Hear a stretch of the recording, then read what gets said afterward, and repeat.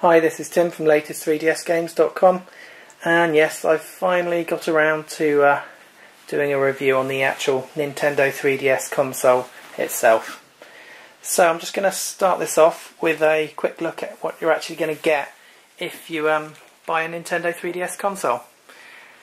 And as you can see, I've got the sort of aqua metallic-y blue coloured one, which I quite like.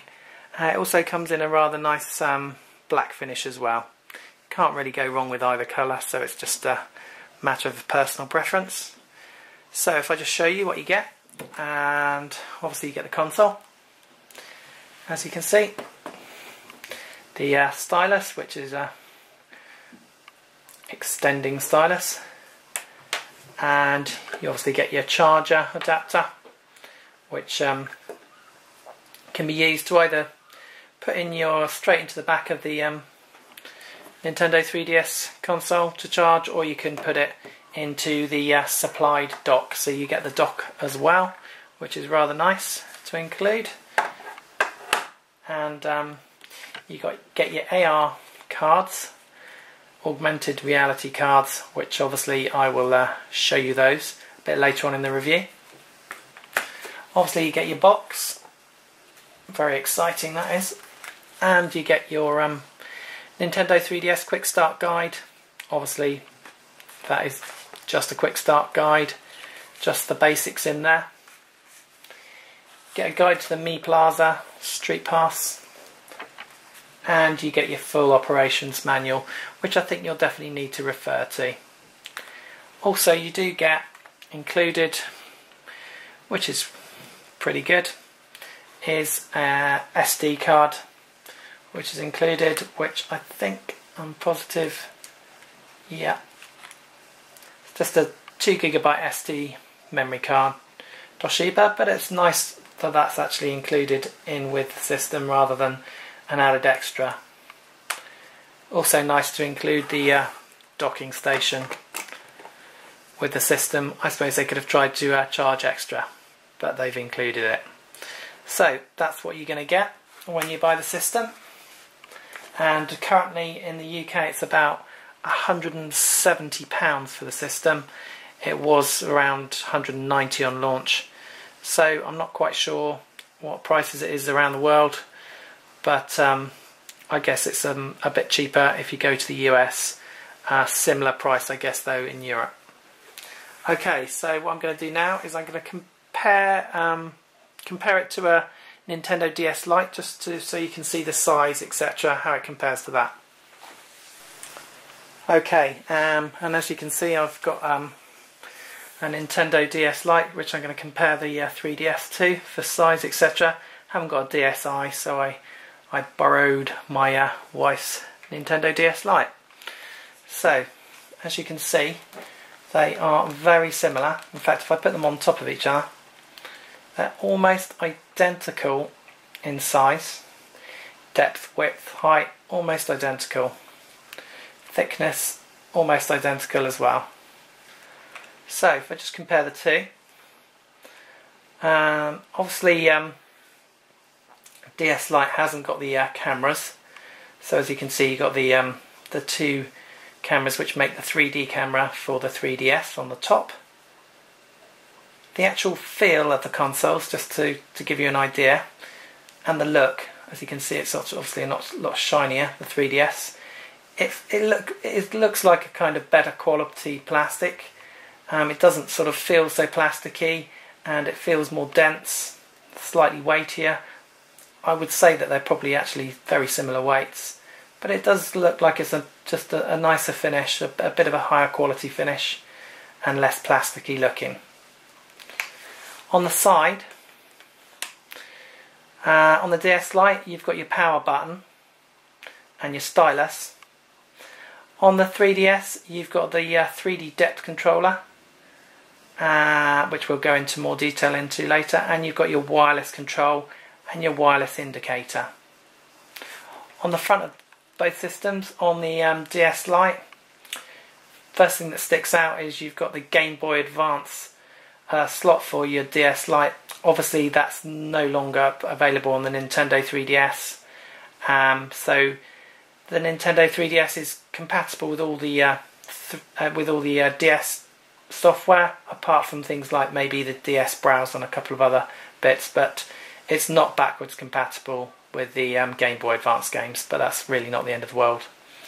On the front you've got the volume control on the DS Lite, but on your 3DS it's on this side.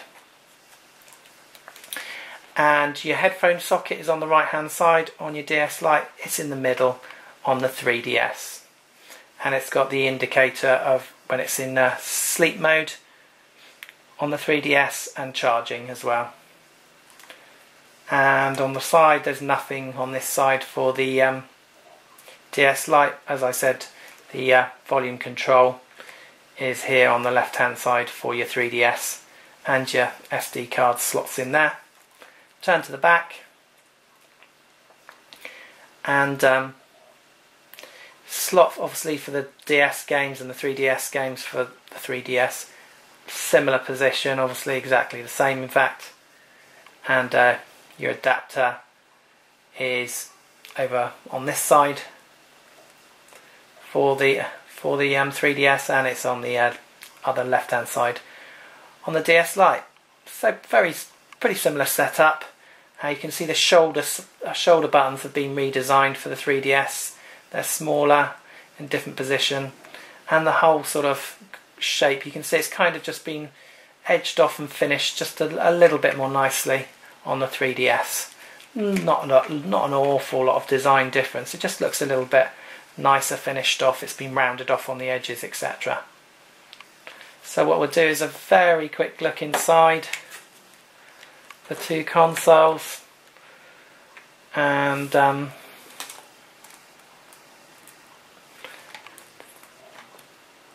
so here you can see the bottom screens.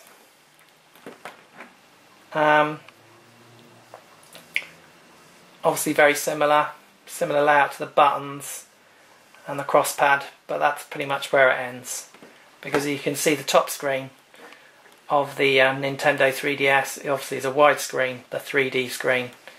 And I think we'll leave our just comparison just to give you an idea of the DS Lite there on the left, so we'll take that one away and we'll do the rest of the review just using the 3DS. Okay, and just going to run through some of the features now on the Nintendo 3DS. First of all, you can see the noticeable difference. You've got the joypad, which is a really nice joypad. It really works very, very well. It's really slick, no problems at all with controlling other than your abilities, as you've probably seen. My poor abilities, but it really is very nice. You've still got the traditional keypad underneath. You've got your YXAB buttons, you've got your power button, and if I show you, so we're going to be doing a little bit of flicking around, just knock the camera on there, so I'll just quit out of that a second. So hopefully you can see here you've got your select button, your home button, your start button as well, and obviously your power button. Now I'm just going to get my couple of little niggles out of the way right now that I do have with the actual handling of the system.